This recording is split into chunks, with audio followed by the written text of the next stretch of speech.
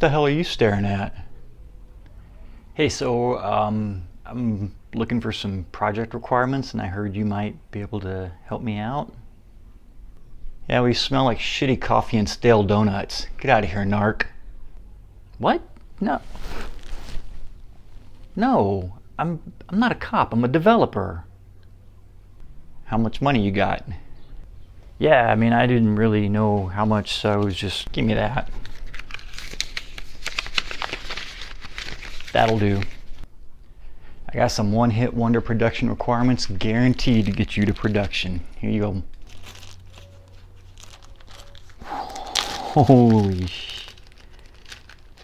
These are amazing. Alright, you be sure and tell your friends. I got project requirements, I got Kanban boards, I got full stack integration tests, everything that you need. Shit, it's cops, get out of here.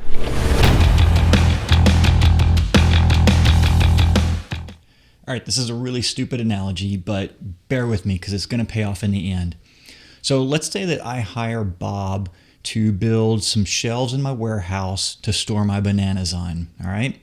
So Bob goes down to my warehouse, he meets the warehouse manager, and he says, hey, I'm here to build your shelves, show me where you want them, and the warehouse manager shows him, and then Bob says, so how high do monkeys jump?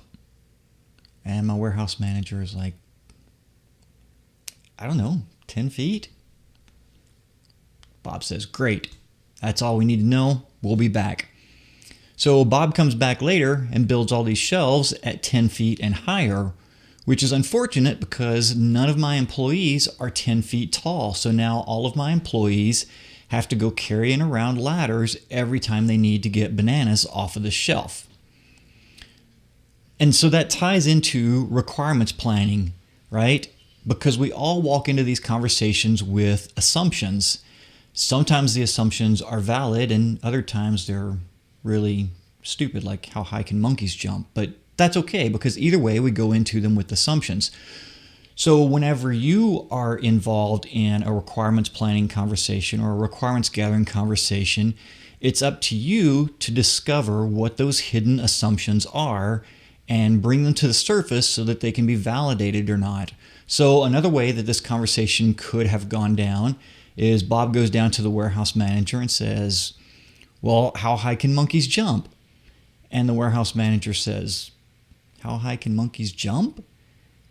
And Bob's going to say, well, yeah, we need to know how high to build the shelves so that the monkeys can't jump up and get them. And my warehouse manager will then say, let me help you. There's no fucking monkeys in the warehouse. Problem solved, right? And it's the same whenever you're doing requirements gathering for a technical project, right? Let me tie it back to a real world example that you can actually relate to. So you're working with your engineering team and they tell you that they want a server with 16 gigabytes of RAM for their new application. And so you say 16 gigabytes of RAM?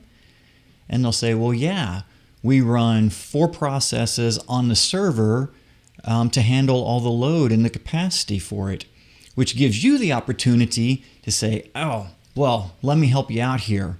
Because at some point, that one server is going to be down, whether it crashes or whether there's a network problem or an outage, or even if it just needs like routine maintenance and updates and a reboot.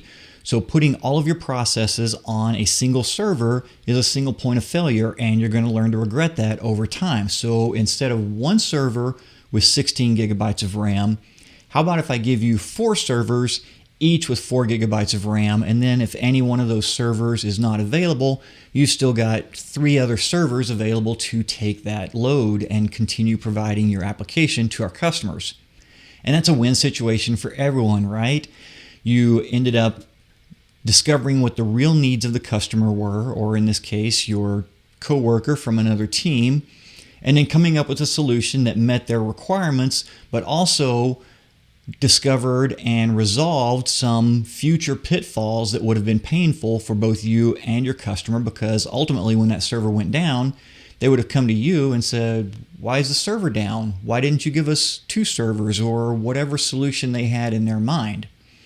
Right? And so that's the magic of requirements gathering, In requirements gathering, like one of the best things, like my best tip for you to do that is answer every question with a question. And you've got to learn like the finesse of this so that you don't come across as like an asshole by just always responding with questions. So one of the things you can do is if you take the last 2 or 3 words they said and repeat it back to them in the form of a question, then it causes them to elaborate on whatever they're thinking. So they can say, hey, we need one server with 16 gigabytes of RAM. You can just say, 16 gigabytes of RAM? And they'll say, yeah, blah, blah, blah, blah, and they'll start explaining it to you. And even if they don't on your first question, once they explain a little further, just take the last 3 words that they said, repeat it back to them as a question, and each time they're going to iterate a little bit further and a little bit further until you get to whatever their hidden assumptions are or whatever they think the outcome should be, and then you can rationalize that with what your hidden assumptions are and come to a much more agreeable solution with that customer. So it's a really cool and fascinating topic, and actually there's a book that if you want to go deeper into this to improve your communication skills, there's a book by an author named Chris Voss, Never Split the Difference, and it's really worth checking out. And one of the things I like about this book is a lot of books are really hard to read whenever they're about soft skills development. But this one's cool because he's a former FBI hostage negotiator, I think. And so he starts off every chapter with a real life story from his career as a hostage negotiator. And then, so he gives you that story, and then he breaks down the negotiation tactics that he used to solve that particular problem. So it's actually kind of like a mystery story mixed with some skills that you can take away and apply to your own career as well. So check that out. I'll throw a link to it down in the description below.